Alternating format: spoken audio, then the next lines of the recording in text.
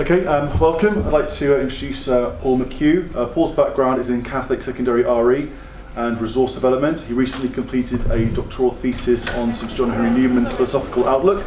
In doing so, he has also had the opportunity to delve quite deeply into medieval philosophy.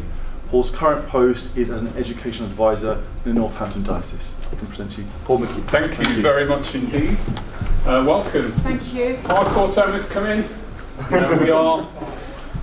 We happy few, we band of sisters and brothers. I always knew it was going to be like this. So this is a kind of presentation based on my anger or indignation, because I think St Thomas Aquinas is shortchanged in our curriculum, our sixth form curriculum, because, and the reason why I think that is because I think he is never allowed to speak from his own worldview. He's always kind of filtered through a worldview which I think owes more to Locke, Descartes, and a modern philosophical worldview. And that bugs me. And I think it bugs me because the five-way famous arguments, which are across the specs, seem very beige when they are done according to a Lockean post-scholastic worldview. They don't.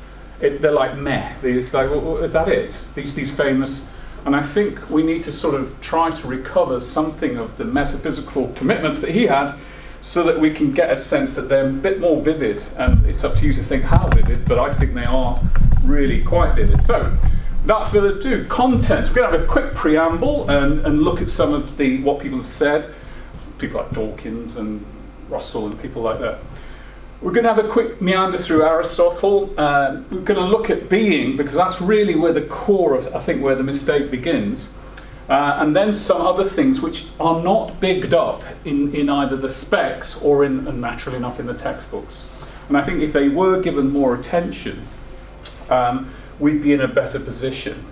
So, conscious that we need to finish at 15:15, I would never feel depriving you of lunch. I think no matter how wonderful it was, even if we had a Cirque du Soleil and smoke things, if I deprived you of lunch, that's just a bad presentation. So I'll do the best I can. All right then, so there will be a bit of hardcore Thomism in there, I'm sorry, but it's not to teach you that, because you know the stuff, but it's to sort of try and point out where the paths diverge and where we need to go as an education community. So as a preamble, I'm used to reading a lot of stuff from modern and contemporary philosophy who've engaged with, and even when they're quite nice, even though I want to do a quite nice job. I remember reading Professor Roger Scruton's summary of the Summa Theologia, and it's all a bit sort of pat on the head, St Thomas. It's nice, but I don't understand it. It's really, I'm sure somebody does. But here's someone like Russell. I read John Stuart Mill's autobiography, and I found there this sentence: "My father taught me the question, 'Who made me?' cannot be answered, since it immediately suggests the further question, 'Who made God?' That showed me the fallacy in the argument of first cause." It didn't, Bertrand, it showed you your fallacy in not understanding the difference between cause in a univocal sense and in an analogical sense, but you don't know that because you're seeing it through the wrong lens. And of course our favourite atheist, Prof. Dawkins, wrote in his book, The God Delusion, "The 5 proofs asserted by Thomas Aquinas in the 13th century don't prove anything and are easily, though I hesitate to say so, given his eminence, expressed as vacuous."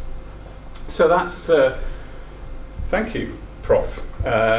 So all of that stuff, all of that fuss, the whole centuries of interpreting St Thomas is summed up in a few lines. I mean, the wise man just at the end, waiting to offer a verdict which is ultimately true. And what have we been doing all these centuries? Clearly we've been barking at the wrong tree. Or perhaps Prof. Dawkins needs to have a bit of a rethink. Now, someone on the other side will say, if we want to study Aquinas, we should pay him the compliment of treating as important what he thought as important.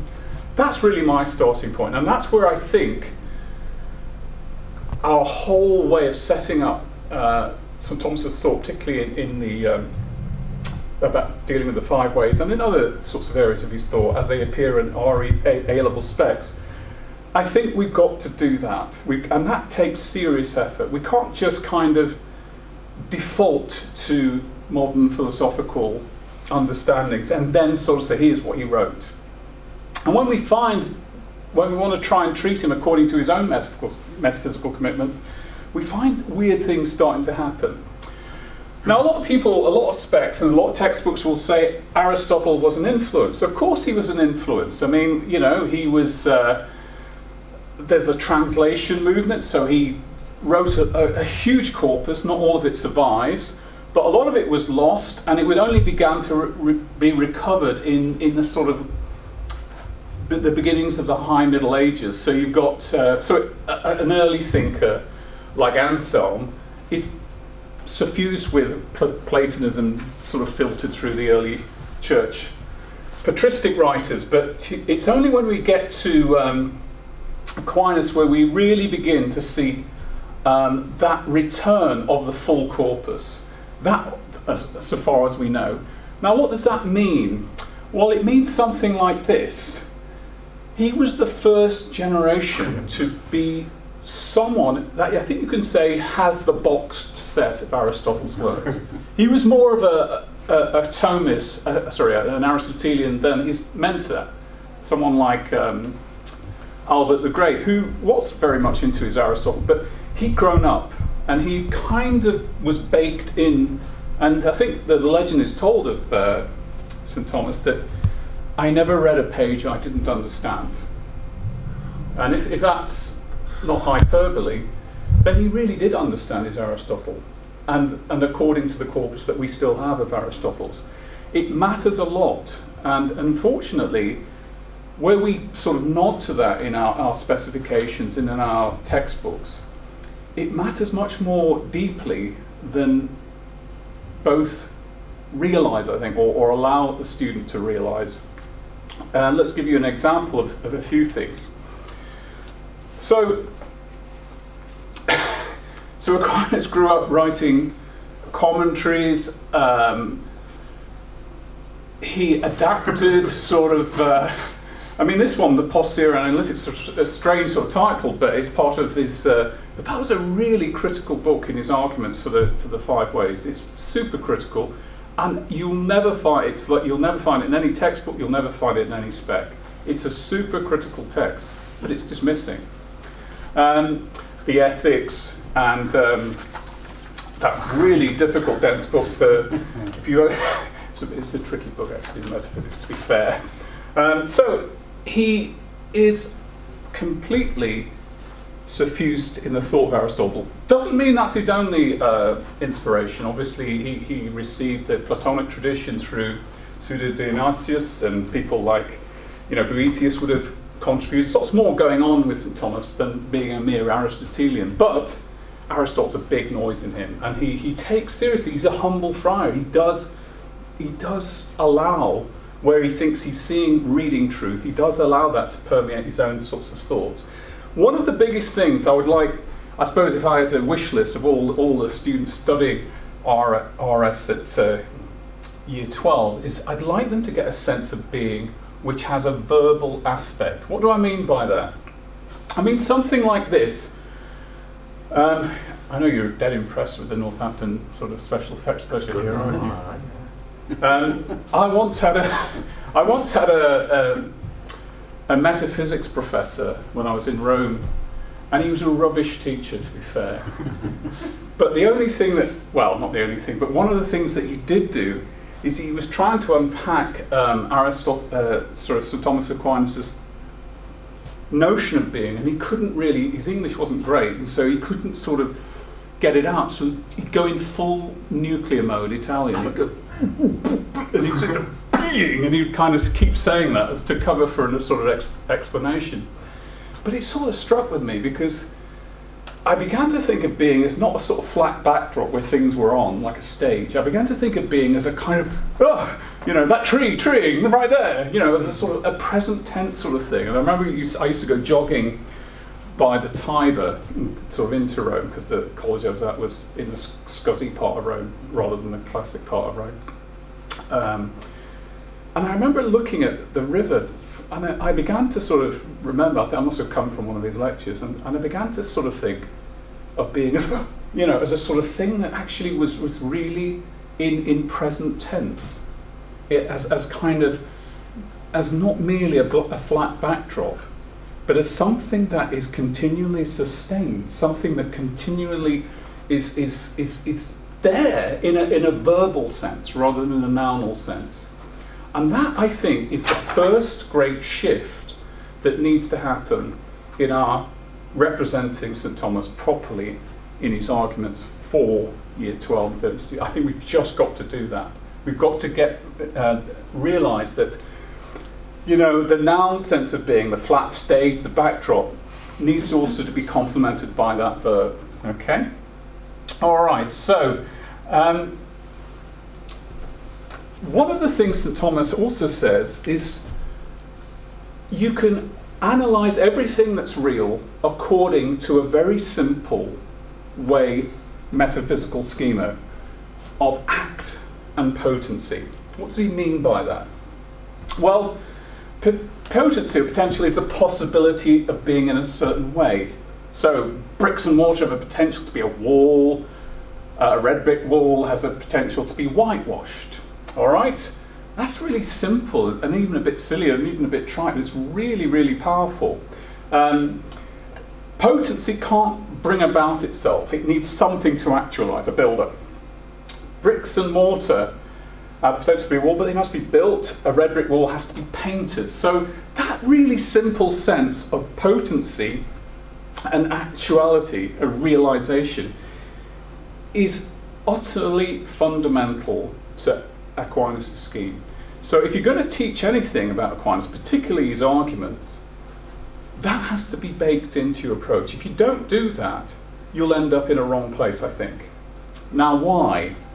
Well, let's have a quick look about potential, by the way. We don't mean potential to be anything. Hume made great sport of this when he said, okay, you know, you could have a, well, I'll paraphrase, you have a billiard ball, there's no, and it hits another, it might, a bloom of flowers might show, we can imagine lots of things happening. That's not how Aquinas sees it. He says that the thing in the common run, when we do something, there are associated effects. So, for example, when we strike a match, we don't think a unicorn will appear, we think we'll get a burning match. And that's part of our narrative way of seeing how the world is. Okay, so that's, and the other thing that I'll come to is cause and effect aren't two separate events. For Aquinas, they're one and the same event, seen through two aspects, but I'll go on to that a bit more later.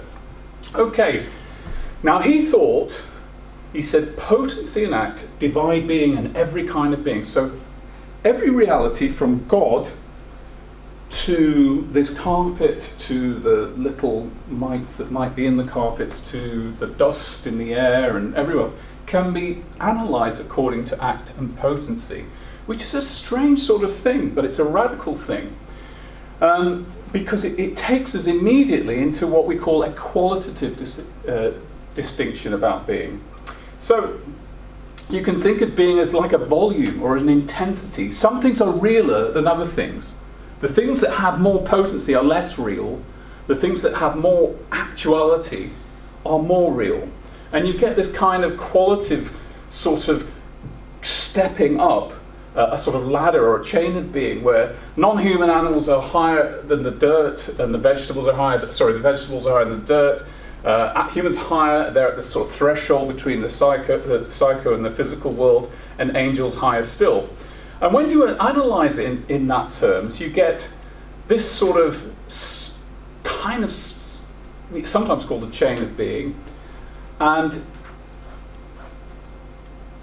you get from that kind of really basic thing, like prime matter, that matter that can be anything at all. It has the potential to be anything. And when you think about that, that matter doesn't exist. It's a concept. Because try and think in your mind for 2 seconds, stuff that could be anything. Does it exist? It doesn't, does it? Because we encounter stuff in some sort of form. And so St Thomas puts that, that's right at the bottom. It's not a reality as such, but it's what he called a principle of reality. So that you can't really conceive of that. It's not intelligible, it's not out in the world. Like, you can't have prime matter like you can have prime steak. All right? Oh, it's really tasty. oh, I've got a bit of prime matter in my hands, it's my pocket. It's a principle of explaining the world, but it's not real because it needs to be actualized in some shape, form. This chair, that camera, that bottle, this big-nosed idiot talking to you, and so on and so forth. Now then, next question. As we go up from prime matter, we find that we climb up the cycle, minerals, vegetables, animals, and humans, as I say, are a kind of hybrid at the threshold. Is the notion of something that is purely actual, that is purely realized in every sort of way, that has no potential at all to be anything other than itself, that is pure act, is that intelligible to you? Is that impossible like prime matter, or is it intelligible? Does it work as a concept? What do you think? There's no hiding here because we've only got about 8 in the room. First one who smiles, I'm going to pick on. I can't see any mouth. Ha ha ha. Philip, come on. I did compliment. But I mean, I'm only going to say yes, but that's only because I've taught it before. And I've got the actus purus in my brain. But I have no idea that I can actually conceive of it. No, and this is where we need to.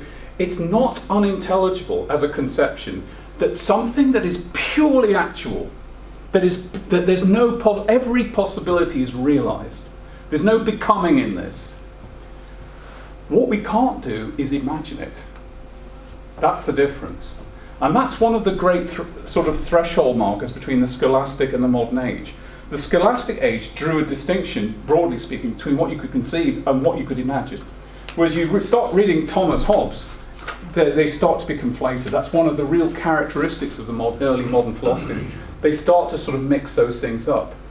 Someone like John Stuart Mill said, I can't conceive of a line without breadth. And John Henry Newman said, actually you can't imagine it. And so that sort of idea is a very important, that sort of distinction. So this notion of pure actuality is what St. Thomas, actus purus, as Philip said, is what St. Thomas would call God.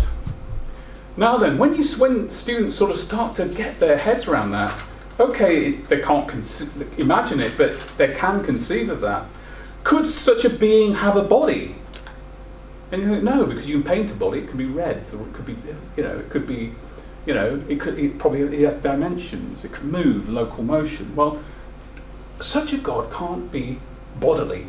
Could you have 2 of such gods that were pure act, purely realized in every possible way? The answer is, of course you can't, because how would you intelligently distinguish between the two?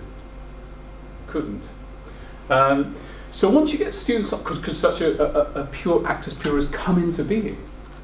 No, because that's a substantial change.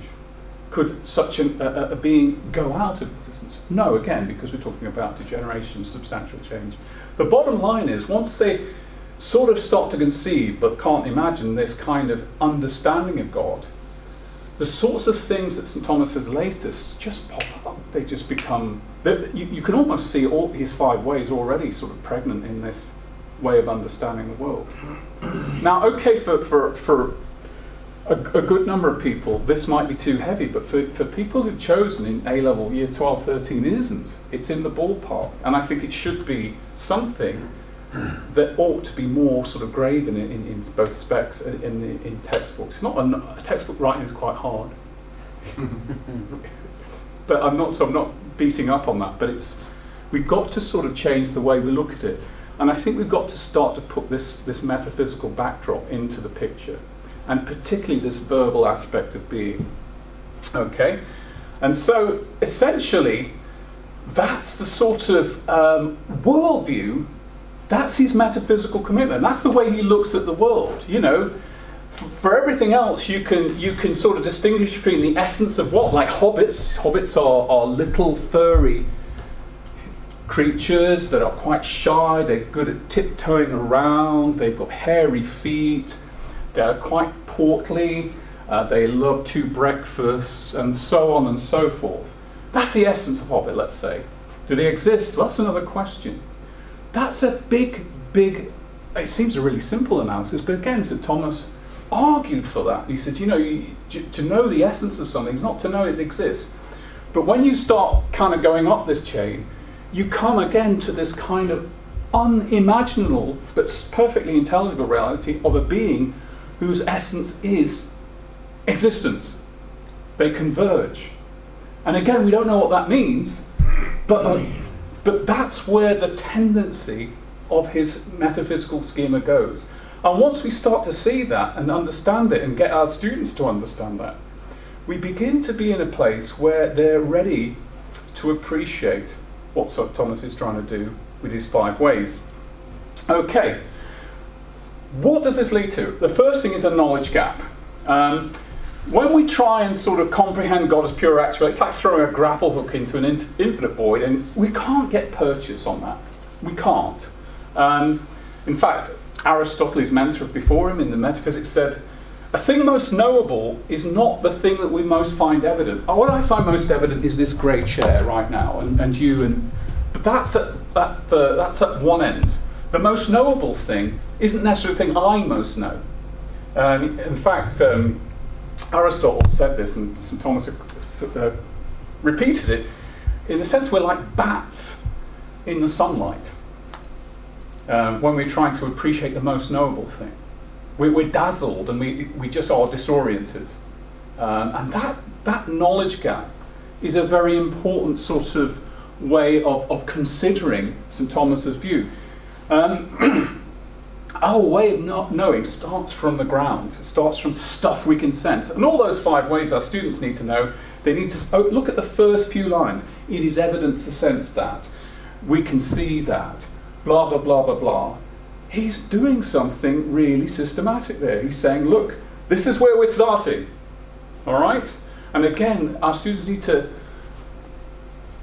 just put that in a bigger picture of what he's trying to do. So what does this knowledge gap look like? Oh, there's that quote, for his eyes backs are to blaze of day, the reason our souls are to the things which are by nature most evident. And St. Thomas gave his own dictum, scientia secundum modum cognoscentis, knowledge is according to the mode of knower. We as human beings have a mode of knowing which is configured by what we are. It doesn't mean that our pure crystalline intellect can unpack everything. It can't. We are configured. We can know things, but we have to go through a certain route. One way he represented that, and this is a good day to do it because it's the Feast of the Guardian Angels, he refers back to when the angel releases Simon Peter from prison. The chains fall off, the gates open, and he walks one length of the street, and then the angel disappears, and then Peter knocks on the door of a friendly house, and Rhoda is the housekeeper, and she hears stepping, but she panics and goes running, and hears a voice, and she goes running back. And it's only after a while that Peter's let in. And so St. Thomas picks this up and puts it in his summary. He says, to know that someone is approaching is not the same to know that Peter is approaching, even though Peter is the one who is approaching. So notice that difference. You can know that, and you can know what. One's Sainsbury's basics, and one's taste the difference. There's 2 kinds of epistemic ways. We know that. If someone's knocking on the door, I don't know if it's Matthew, but I know that someone is knocking.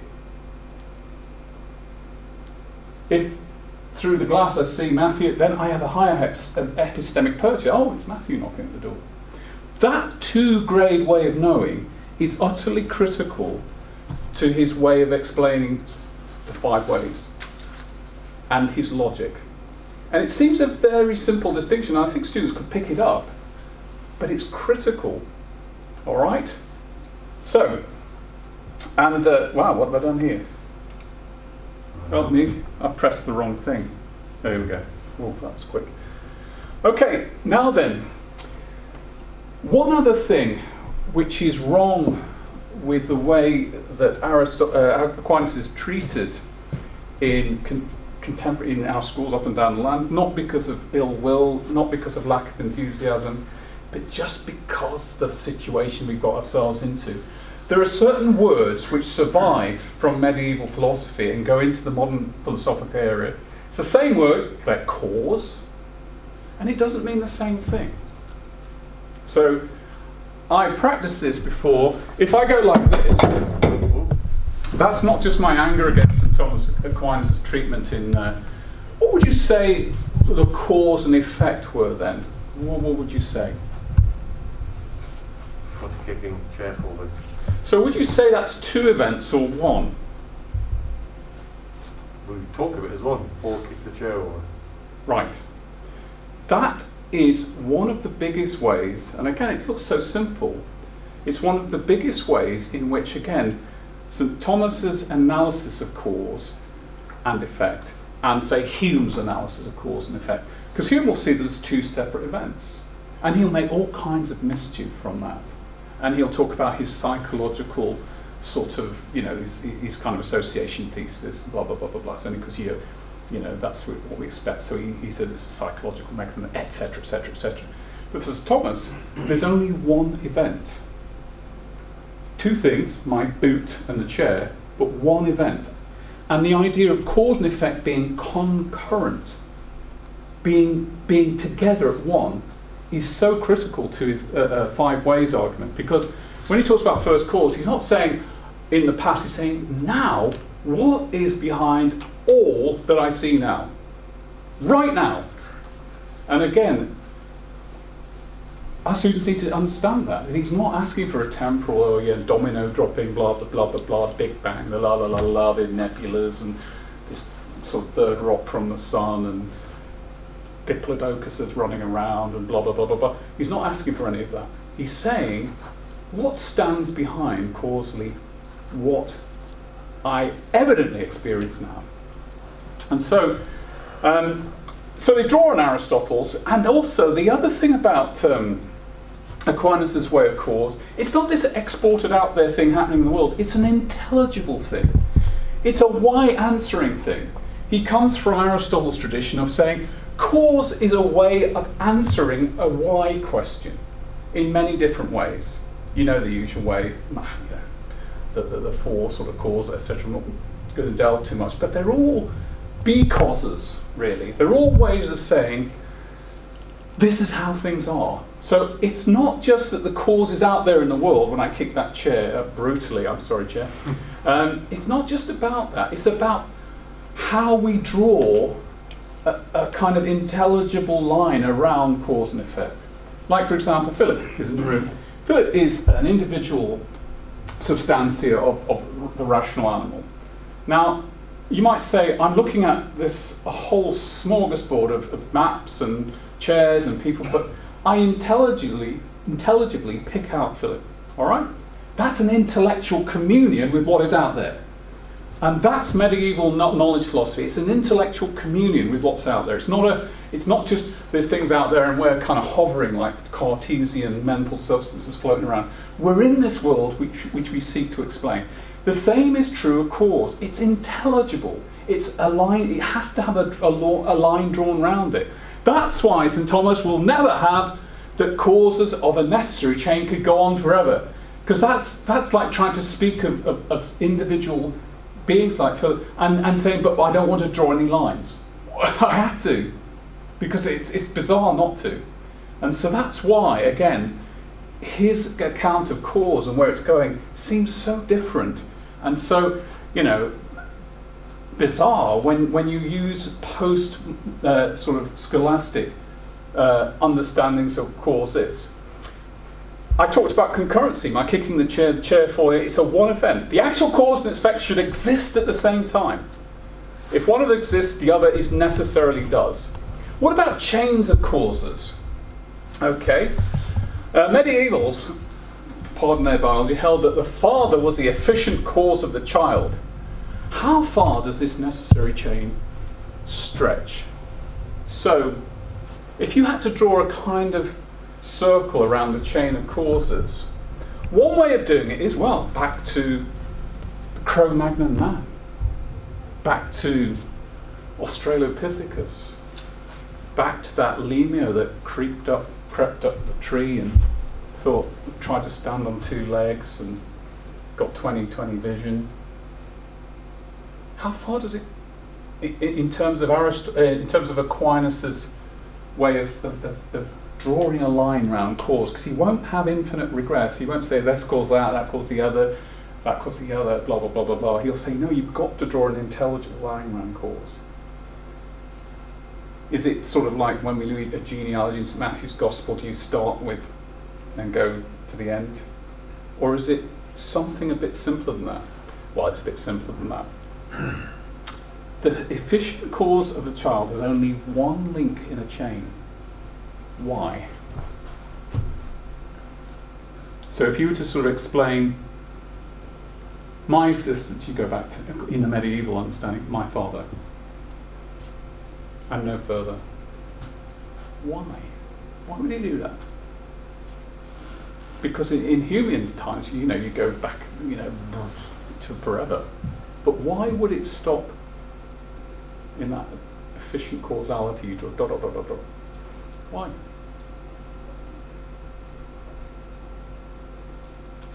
If you want your lunch, of course. I need some answers. Remember that concurrency thing? Well, the existence of my father's grandfather was not necessary for that conjugal coming together, which produces bigness, persons. Your grandfather could be dead. Yes, your father remains exactly. Exactly. And that is, again, something we should be telling our young budding theologians. They need to distinguish between what's called a per se efficient chain and what's called a per accidens chain. Lots of things can go on forever, says Aquinas, in that per accident causal way.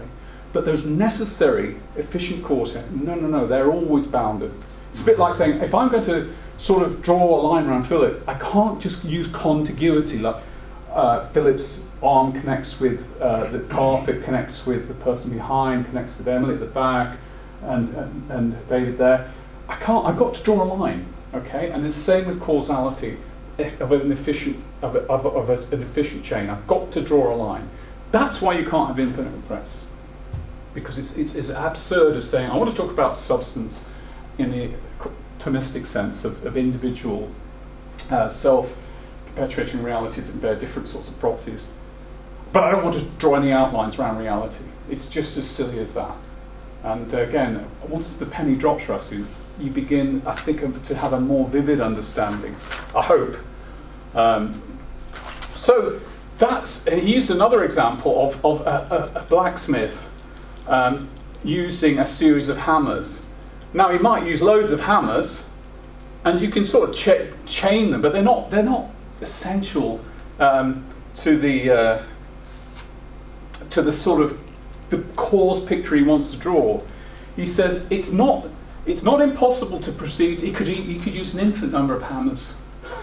It's not impossible to proceed to infinity accidentally as regards efficient causes, but it is impossible to have a necessary connection chain to go on to infinity. The cause of me, according to the medieval account, efficient is my dad. That's it. That's the intelligible line drawn around there. All right, so here's a question. Why are there lights on the room in this room right now? Well, you might sort of say, okay, there's a remote cause of a power station somewhere that's short of gas. So it's not running on coal. And then there are transmission lines. And bing, the lights go on. Again, that's that Norris budget special effects. Be impressed by that, okay? I didn't realise I'd done 7 of them, but I think I was dumped by my imaginary girlfriend then, and I just had a lot of time on my hands, and I just thought I might as well just sweat the small stuff. Anyway, so what's the cause? Well, he's asking, or what I'm asking is, what stands behind the lights right now? It's not a kind of a temporal chain in a sort of at time X to time Y. It's what stands behind right now. That's the critical question. And does that remote cause, see, we'd say the power station, we didn't tell it, we'd say like, that's got the cause par excellence. Okay? Are these causes in the same way? Can we speak univocally in the designation under the same concept. Is that the cause in the same way that's the cause? No. That's a cause kind of passe. It's sort of, as it were, passing on what the real cause is. And that's why someone like Russell is kind of completely confused what cause God, because he's not he's treating big cause and these ones univocally in one as meaning the same concept, because it's cause, isn't it? But that's not what St. Thomas, as you know, analogy is a big thing in his way of looking at the world. These are causes merely analogically in comparison to that. All right? So again, that's the sort of thing that is completely missed in modern philosophy, but is absolutely essential if we are to understand Aquinas. Now then, a little bit about logic. Now, you already know that there's this knowledge gap. I said we can say that, and then we can have that Sainsbury's taste of difference what? And we can't always sort of have both for the same sort of object of our study. There were two styles of paradigm. Remember, Aquinas is teaching monks. And monks that have done their arts course, which means they've done their logic, their grammar, their rhetoric, blah, blah, blah. This sort of stuff, which I'm going to show you now, possibly is new to you. I don't know if it isn't great, if it is. But they knew this stuff like their times table. So we've got to get a sense of what they're trying to teach. So one way of coming to a syllogism is called the demonstratio quia. And it's proving the simple fact of something. And the charming example that Aquinas uses is straight out of Aristotle. The planets are not twinkling. Not twinkling bodies are near. The planets are near. And he says that's an argument not to the reason fact, but only to the fact. Contrast it with another way, if you sort of switch it around. The planets are near bodies are non-twinkling. The planets are non-twinkling. He said, this proves it. So it's because the planets are near, that's why they aren't twinkling. So he's arguing from an essence to the effect, whereas here we're talking about effects and we're going to the essence. One's dealing with that, the other's dealing with what. And that's a big, big thing, because these two logical paradigms are massively important. They're straight out of posterior analytics. They're baked into the students that he was teaching, and he could just assume that they knew it. He just, you know, he doesn't sweat the small stuff. The 5 ways are summaries anyway, and we've got to sort of put ourselves into his context. All right. The big question is, this is a stupid example, just to sort of flesh it out. Suppose you lived in a grim part of town, you have allergies, like perhaps you're a gamer and you make a living sort of gaming software and stuff like that. You never go out in the day, and the grim part of town's got nothing to do with the fact that the Norris office is in Luton. It's absolutely nothing to do. I just want to make that clear. But sorry about that. Sorry, Polly.